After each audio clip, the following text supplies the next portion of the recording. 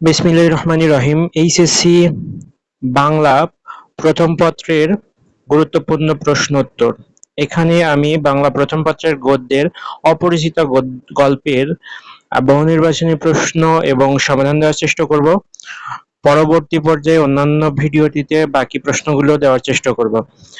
এটি 2025 সালে শিক্ষার্থীদের জন্য সাজেশন। অপরিচিত গল্পের লেখক রবীন্দ্রনাথ ঠাকুর। ১ নম্বর প্রশ্ন, রবীন্দ্রনাথ ঠাকুর কত সালে নোবেল পুরস্কার লাভ করেন? ঢাকা বোর্ড ২০২৪ সালে এসেছে প্রশ্নটি, ১৯১৩ সালে। ২ নম্বর প্রশ্ন, অপরিচিত কোন পুরুষের জবানিতে লেখা গল্প? উত্তম পুরুষ। ৩ নম্বর প্রশ্ন, পরিবারে অনুপমের আসল অভিভাবক কে? উত্তর মামা।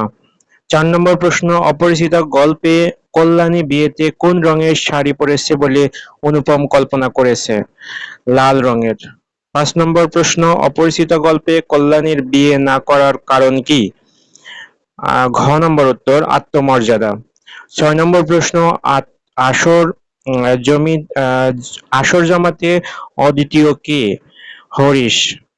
৭ নম্বর প্রশ্ন, অপরিচিত গল্পের শীর্ষ মুহূর্ত কোনটি? ক নম্বর, সন্তুনাথ সেনের কন্যা সম্প্রদানে অসম্মতির ক্ষণ। ৮ নম্বর প্রশ্ন, গজানন শব্দটির ব্যাসবাক্য কোনটি? গজ আনন যার। ৯ নম্বর প্রশ্ন, রবীন্দ্রনাথ ঠাকুর কত সালে মারা যান? ১৯৪১ সালে। ১০ নম্বর প্রশ্ন, শ্বশুরের সামনে অনুপমের মাথা হেঁট করে রাখার কারণ কি? খ নম্বর, লজ্জায়। ১১ নম্বর প্রশ্ন, অপরিচিত গল্পে কথকের নাম কি? অনুপম।